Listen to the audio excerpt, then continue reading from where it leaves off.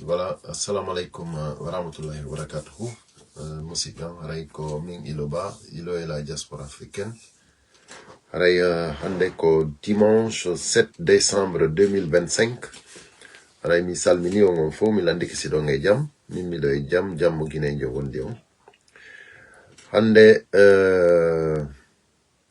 ko fi inauguration centre de santé wadu do timmi Madina on. Ko ɗum wonɗen yewtude ko ɗum yewteten fi muɗum woni déception molanaɗo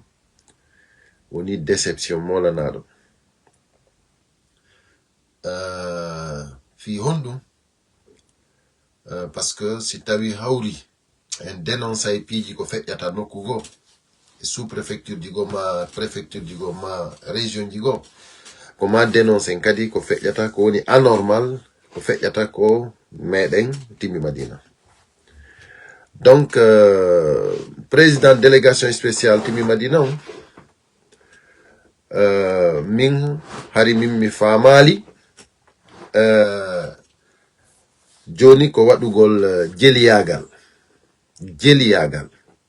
min hari mi famirali non min hari lam wiide sérieusement c'est que himo ardina himo andi ko nomaɗo himo andi kadi nomuɓe mo ɓen c'est que ko yimɓe ɓe andanda hoorema ni ko ƴettuɓe ko bandiyagal ɓe ƴettiri leydi ndin hiɓe braki leydi ndin ɗum ɗon fof aduna Allah fof no andi. Donc si tawi noon ari ha tawi sifa o centre de santé ɗo waɗete timmi Madina o gasa o inauguré hara ko inde CNRD woni yeeso e ɓaawo alors que hay fusɓe tawaka e mum hay fus CNRD tawaka e o inauguration c'est-à-dire e o centre de santé amélioré ɗo ɓe tawaka e waɗugol projet ɓe tawaka e financement c'est-à-dire hay fus ɓe tawaka e mum jon non ɗo ko général Mamadi Doumbouya c'est-à-dire ko yiɓe falama wallude ɓe anda hayno ɓe wallira mo par ce que wigol wondema fewndode ni général Mamadi Doumbouya hina hay wallugol mo par ce que déjà ko candidat ko élection ko doit wonde ko civil jo na général jo si tawi non onon tellement que hiɗon faala joni hollugol onon ko onon woni Mamadi Doumbouya ko onon darantomo ɗum ɗon non on anday wondema on yahay onon tum on wawata ambalude jibinande timbi Madina fof inno wondema c'est au nom de tout timbi Madina non qu'on nomaɓe tout simplement qu'on nomaɓe voilà si tawi non ngal bandiyagal ɗon non parce que hiɗo leydi no braka on peut accepter ça mais ambalugol jibinande timbi Madina fof inna wondema nous sommes tous derrière Mamadi Doumbouya ɗum ɗon nden c'est pas vrai. Joni ko waɗangol Mamadi Doumbouya campagne waɗangol mo campagne parce que au centre ɗo hiɗo wawno wowlude no woniri non ko projet mo RPG fuɗɗino ɗum ɗo ko projet RPG ni ko kamɓe moƴƴini dossier ji ɗi moƴƴini projet on ye landi financement ko banque islamique ko kamɓe ye landoyi financement on donc si tawi non joni hawri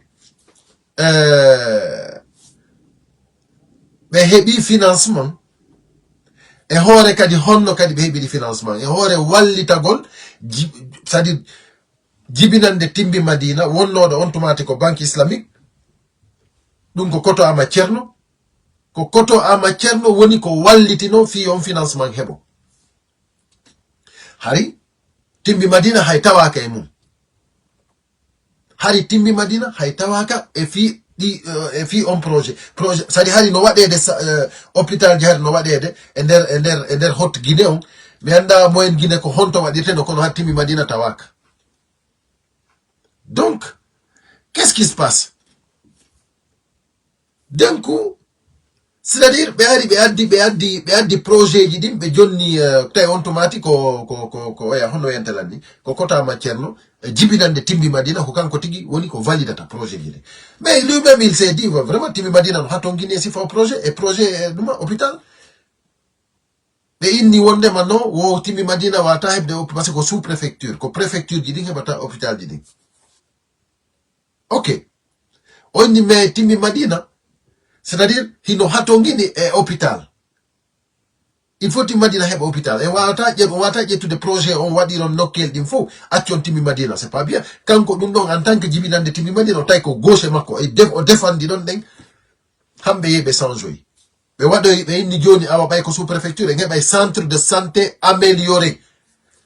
Mais nous deng, on tomati hari, en laminade do ko délégation spéciale ay alamaki, abadaki. Ok. Si tawi non jibinan de Timbi Madina darike, hambe sanzi programme, be addi projet, be wadi inclus Timbi Madina. Et puis, il bâtiment dit autant donne des wadari. Donc, 23 bâtiments wiano. Haifo darnak. Et darnali haifo. No manque. Donc, sabu jibinan de Timbi Madina et wawi hebu de sens. Mais tautini Timbi Madina derton. Donc, haray, yo sifa dundo o inauguration do wadu. Hara sifa koto ama cerno invitak. Inde mako wowlak. C'est pas juste, c'est pas correct, c'est pas normal. Il faut qu'on se dise la vérité, c'est pas normal. Donc, hande, wanangol jeliyagal Mamadi Doumbouya, ça ne veut rien dire. Hande Timbi Madina, ko route bombe wana wada nede, route bombe, parce que c'est on ardi be ala.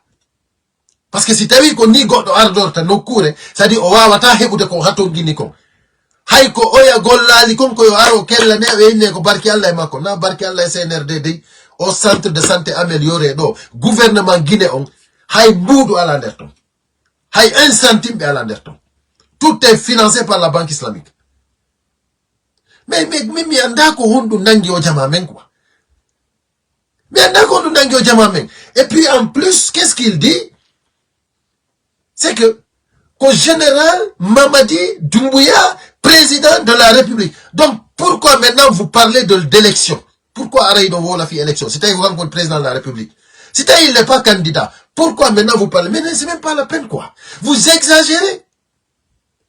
Mais vous exagérez. Qu'on nous diga Djeliagal. Mamadi Doumbouya ino andi ko no centre de santé amélioré hebori. Mais oya tumakadi julirde nden Timbi Madina do inaugurede. Wobe no fala wiide ko Mamadi Doumbouya darnani ay julirde de. Mais c'est pas possible. Ko grâce à jibinande Timbi Madina. Woni si tawi hawri konko woni Timbi Madina do ko jibinande Timbi Madina do. Ko hondu gouvernement wadani be Timbi Madina. Hara ko fi projet agriculture ko wala dum pomme de terre. Kala ko tawatani gollete agriculture gouvernement wo gouvernement il doit régler des problèmes à agriculteur. Mais le développement se base sur l'agriculture dans les conditions normales. Eh? Johnny Ndare doden comment dirais-je mais wadi inauguration mais prononcali inde banque islamique c'est-à-dire be invitali hay goto wonno do tongo jibinande mabbe Timbi Madina be invitali mo be wolali inde makko mais yibe wacca yibe yima général Mamadi Doumbouya on ko jeli yagal non ça c'est d'être un griot ça c'est même pas la peine c'est quelle déception quoi. Et puis non, c'est des gens qui sont instruits quoi. Eh? Mais non, hinani ardorte, c'est pas possible. Ça y est, Timbi Madina hande goudron aladon, c'est parce que on démagogie non. Sinon on mérite mieux. On mérite mieux. Cultivateur ben no donde, hay pomme de terre de nyolde dem be yobinte. Pomme de terre de nyolde dem be inda yobe yobu. Mais c'est quoi ça? Non, il faut que ça s'arrête. Il faut que ça s'arrête. Nyande kota matière no ko do kadi o invita no don den kadi fi ballon. Hein? Be organiser tournoi à son nom. Mais dari kambe délégation spéciale au Timbi Madina. Mais dari be annulé match à cause de Mamadi Doumbouya. À cause de Wanangol campagne Mamadi Doumbouya, démagogique. Ils ont annulé le match. Là, c'était une finale, je pense bien. Mais tout ça, c'est quoi ça? Quand il voulait présenter parti Mako politique à Timbi Madina. Mais il était 3 pick-up sous la complicité des gens de Timbi Madina là-bas. Mais anda hombo, Jonathan do inde. Mais sous la complicité des gens de Timbi Madina. Mais il te pick-up Geminduma, Tati Pita. Mais addi don den fi pour tayi hino defa himbe ben bono invita. Mais sali oya présente parti Mako ko jeyano. Vous vous rendez compte? On a eu problème au fall, on a dans des diamants. Sabu Mamadi Doumbouya au criminel jo. On a eu problème du fall, on a dans des diamants. On a aussi coudé, tout le monde va se taire sur ça. On a aussi coudé, il me ben novelty. Vous pensez que les gens sont contents quoi? Il me ben novelty non. Awa il me ben weltaki non. Il me ben non funky, kono be weltaki. C'est pas sérieux. C'est pas sérieux que yo yetu.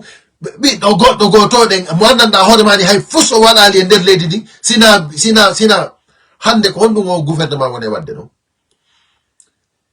ko kambe woni kidnappude himbe be ko kambe woni sokude himbe be c'est-à-dire innocent be hande ko kambe fermi media ji din fu hande ko kambe radi parti politique ji din fu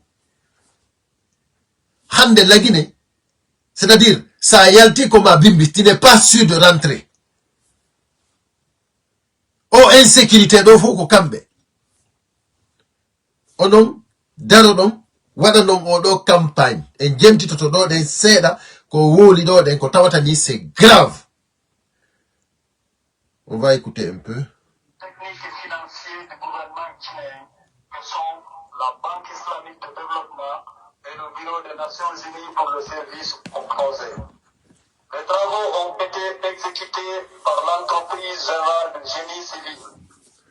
Ce projet de centre de santé amélioré est un paquet complet qui est réalisé selon les normes hospitalières. Ça fait mal quoi, je te jure. À présent, cette structure de santé à la base viendra renforcer le système de santé dans le district sanitaire de Pita. En complément au centre de santé des communes de Timbi-Toumou, Ningelande et de Timbi-Madina. Mesdames et messieurs, c'est aussi le moment et le lieu de remercier les propriétaires terriens qui ont gracieusement offert cet espace pour ce centre de santé amélioré. Vous pourrez le constater, un large domaine est même laissé en réserve pour des événements. Voilà. Oido minani himo innado. C'est le moment de remercier les terriens. C'est-à-dire, djebe leyde den. Ko centre de santé on amélioré wada don. Djebe den leyde don. Timbi Madina ton ko be jeyabe Sambia ko leyde mabbe. Wodu no buybe fala noka. On district wiyete do Sambia no. Wodu no buybe fala noka. Mais ko hombo darino don kadi handun don lati. Ko ancien maire Diao Dumba. Ko ancien maire Diao Dumba darino handun don den lati kanko e sous-préfet wonnore don. Ko kambe darino don den handun don den hambe hebi no be convaincira joma leyde den handun don lati. Mais o wadi do o discours do ha o gasi mi nanali haymo wola fi maire Dumba, maire Diao Dumba. Même si lui il était invité là-bas. Mais quand on fait mou, ko kanko wadu no golle dem fop, ko maire Diao wadu no golle dem fop. C'est lui qui avait tout fait. Voilà. Quand ça veut dire que, quand on a ma tcherno, et maire Diao, be doit no ka tuntu de, duma do de, be doit no jonite de honneur mabbe on. C'est ça la vérité. Mais harana jono gol non de ngewi gol, ko jejjeta honneur fo jonnita Mamadi Doumbouya. Pourquoi? Pourquoi? Ene, onon do sikku de wondema Mamadi Doumbouya ko Allah. On ne s'y coude donc ça veut dire que Mamadi Doumbouya, ça dit mon braque il est dit c'est terminé quoi, c'est fini comme ça pour la Guinée quoi. Ça dit hande kadi bedo de hande kadi ko bedo de wonata la Guinée na nyande be fala o quoi. Mais attendez, on o yejiti no ko julbe. On o yejiti hakkude mo Allah o maye. On o yejiti ay fuso naborta lakara. Awa mi andi ni on, les gens ne sont pas contents. parce que goɗɗo wawata arde darnana en darano en waɗana en financement heɓen santé amélioré hara ko mo tawaka hay santi muɗum nder ton ko on ɗon ɗe waccete. Non, c'est pas sérieux, c'est pas normal ça, c'est pas normal. No wodi ɗo ɗen ko wodi ɗo ɗen ko tawatani mi ɗo faala en jenti. Excellence, Monsieur le ministre, nous avons une profonde reconnaissance envers le gouvernement guinéen sur le leadership éclairé de son Excellence, le général de corps d'armée Mamadi Doumbouya. On y non yimɓe woɓɓe sano kellude ton minen woɓɓe no forma ton ɗen c'est-à-dire haysi collum feƴƴi koye ɓe kelli. C'est même pas la peine quoi. Vous applaudissez pour rien dans le vide. Parce que ça, ce n'est pas important. Ce que vous avez applaudi là, ce n'est rien. Ko yiɗon yeta tu yon kelli. Si inde Mamadi Doumbouya wolama tun koyo kelde. Ko ɗum woni ɗum? Hiɓe yeta hiɓe forma si inde Mamadi Doumbouya nden wo si général Mamadi Doumbouya wolama ƴantama inde mum tun koye waɗe. C'est même pas la peine quoi. Quelle déception. Quelle déception. Non. C'est-à-dire, John, non. Vous sur le leadership du général Mamadi Doumbouya, du boucher de Conakry. Sur le leadership du boucher de Conakry. Regardez-moi ça. Mais c'est même pas la peine, quoi. Mais quand on a goto wawata woli de sifa ndo ya walo dano quoi. Sur le leadership de qui? Quand nous Mamadi Doumbouya wadi do. Ko projet wadete hay automate hay Mamadi Doumbouya hoydata wonde ma heɓay waway wadde hay coup d'état. Ɗum ɗo fof waɗe hara ko dariɓe fiiɗi ɗum ɗo waɗo hara ko ɓen ɗon ɗe wallinte to hara ko leadership makko walli en ɗum ko foswimi wata goto ƴettuɗi haalaji ɓe ɗum ɗon ɗon c'est très important parce que ɓe fuɗɗike campagne maɓɓe on mais de toute façon ko wownu ɗon kon fof vidéo ji mon ɗin fof ko marete ɗum vous allez tout sadi on fopp mo ɗon kon complice de parjure kisami haala noon. Qui ne cesse d'œuvrer pour le bien-être de nos populations. Nous vous prions de lui transmettre l'expression de notre reconnaissance et de lui dire que nous avons compris. Ça, c'est vous qui avez compris. On a intérêt personnel. Mais le peuple de Guinée, on n'a rien compris. On n'a pas intérêt personnel parce qu'ils ont fait la amade. Parce qu'ils ont fait tout le monde dire de hebon commission hebon. Ça, c'est votre problème là-bas. Mais le peuple de Guinée n'a rien compris. On s'en fout. Mais Hadjaka est gouvernement bandit. Voilà. On a non si tawi hande ko bedo de wawdo wadande campagne et de la Guinée. C'est que vous êtes foutus vous. Voilà, vous êtes foutus.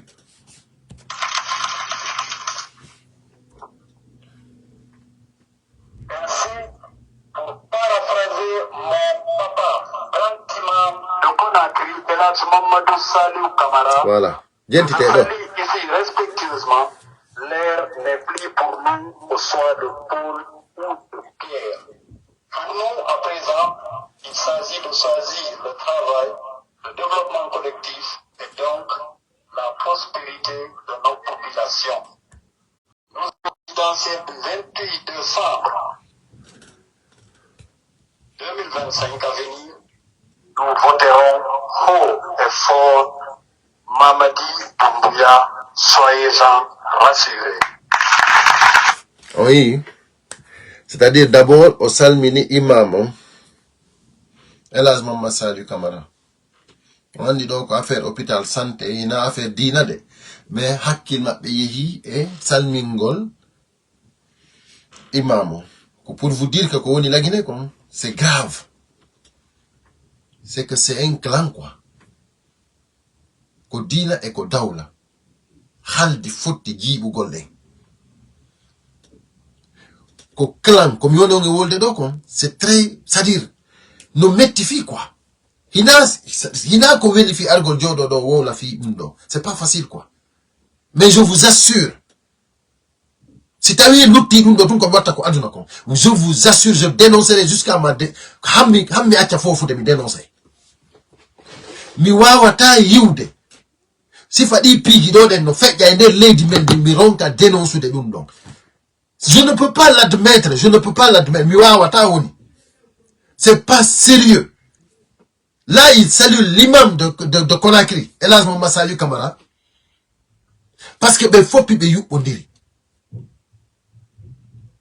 Il lui dit, l'heure maintenant n'est plus à choisir ni Paul ni Pierre. Hande kadi be faut pour m'appeler comme jogondir fi Mamadi Doumbouya parce qu'ils l'ont vu à l'œuvre. Ça kambe be yi œuvre di Mamadi Doumbouya de be yi Mamadi Doumbouya ko gollo Mamadi Doumbouya ko kanyum buri lagine fo en hebali lambe buri odo. Non, mes chers compatriotes, sincèrement, si on inni la dundo den c'est sérieux, c'est correct. Non, haray mingo mimi andi hande kanami banu adama. Si tawi on inni la be won be waccu de Mamadi Doumbouya do, be do den ko be woni wadde kon c'est correct, haray mingo hande kadi mi andi nami banu adama. Haray mi tawaka e banu adama. C'est sérieux, je vous jure, c'est tout ce qui me coûte cher. Si mi meji tike, o nangi Aliuba o soki, Aliuba fuswada, lagi ne fono andi, atuna la fono andi Aliuba fuswada. Si mi meji tike dundom tunno yoni, ko tawata ni Mamadi Doumbouya, on fomo do ngido doado mo jondu de message o yo libero ya.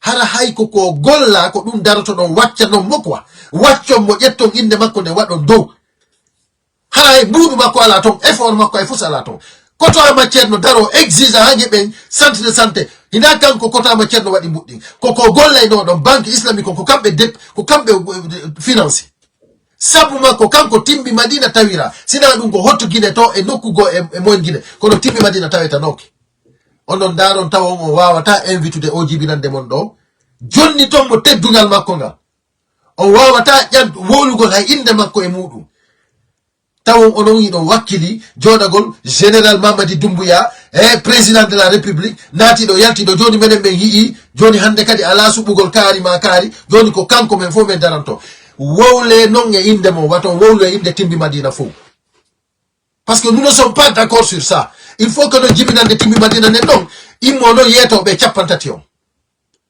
Il faut que jibinande timbi Madina immo yeto be capantati on parce que hina em bali, c'est pas sérieux, c'est pas normal.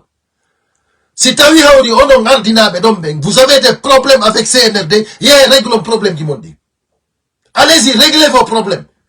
Mais timbi Madina n'a pas de problème. Dignité amen on jibata men, on jibata men. Voilà. Onon ardi bedon be wadu bedon kelam ben. Haye hewto imam Conakry. Ça c'est votre problème. Mais menen on jibata mende. On jettata dimwa mengum rukon ko lady. C'est pas possible. Si men dernier juulirde wana jettu général Mamadi Doumbouya u konderton. Si men wada si men derike jibinande timi banike derike amen hebi poste de santé. Hina yo jettu don inde Mamadi Doumbouya u konderton. Innon kadi ko sabu dum kadi votiranton mo. Nous ne sommes pas d'accord. Hein? Jibinande timbi Madina ne menen comme yimbe jogi be dignité. On va attendre jibude. C'est pas possible. Hein? C'est pas possible. Hein? Ça ne marchera pas. Hein? Vous arrêtez ça. Hein? C'est là donc faut de nia. Là c'est le début de commencement. Wallahi billahi. Wallahi billahi. On va aller jusqu'au bout. On va aller jusqu'au bout. Parce que men jamata jibon di moi mengo. C'est pas normal. Il met l'âme de libération Aliuba. Il n'a rien fait du tout. Fonike menge ko sabu jama lagino fo sokimo. Billo ba ko sabu jama lagino fo sokimo. Abib Manwan ko defendu ko lagine sokimo. Hay goto anda ko be woni. Si tawno hara num fonike menge num hara ko intérêt makko personnel jokkuno. Hido sikuno num hara no hande mo soki. Hido sikuno hande hara no goddo ronken hande konto woni. Aliuba ko soki ko maison centrale donc so tawti no bedo don sikude kanko burata non hay intérêt o sikude burata non hay intérêt kanko Aliuba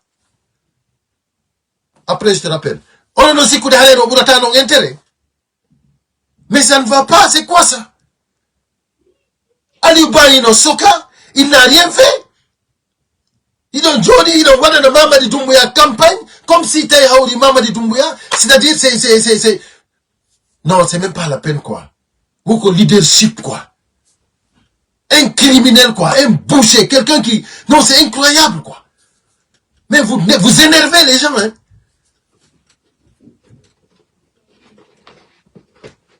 Bidomon, koto ama cerno.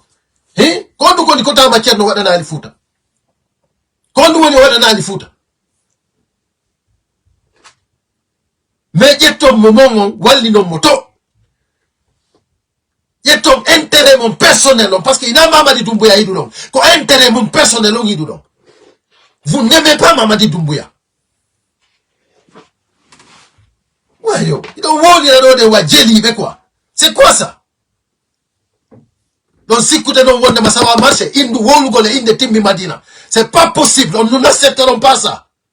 Nous n'accepterons pas ça, je dis. Jibinan de Timbi Madina, on faut pour mi yeti on. Mi indi on waton jabu be ruka ndimu mungu. Waton jabu e goto. Fi pomme de terre. Wata goto jabu ndimu mungu ruke. Fi pomme de terre nyolde. Fi pomme de terre nyolde. Mais c'est quoi ça? Wayo. Goudron ko toi no wade de goudron yibe wadande route bombe be yalta be na yon kellu fi yon kellanto.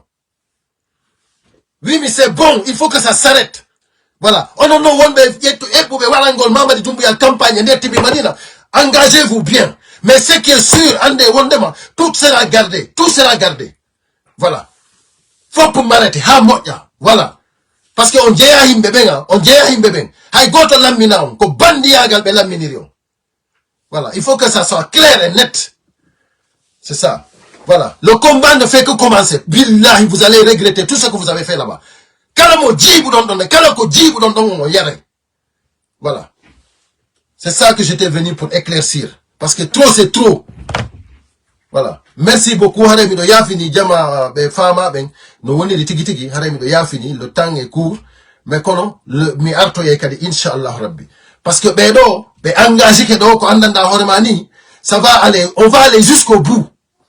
Parce que comme ebi wadu gondon dem fi Mamadi Doumbouya kon, nous don dem be wada e inde mabbe, mais be wada ta e inde Timbi Madina. Vous allez faire à votre nom, mais pas au nom de tout Timbi Madina. Ça ne marchera pas. Voilà. Argol non jodo inde menen mawbe Timbi Madina fo gibira de Timbi fo famo diraka. Et puis c'est comme ça se passe dans tous les autres préfectures, dans tous les autres sous-préfectures. Quand c'est là, on est immadéa inna, faut faire mondiri, faut wadini et nina. Non, nous ne sommes pas d'accord. Voilà. Merci beaucoup. Merci Lelouma Tchangel, merci à tout le monde, tous ceux qui ont mis les cœurs. Voilà. Merci, je m'excuse du ton. Merci.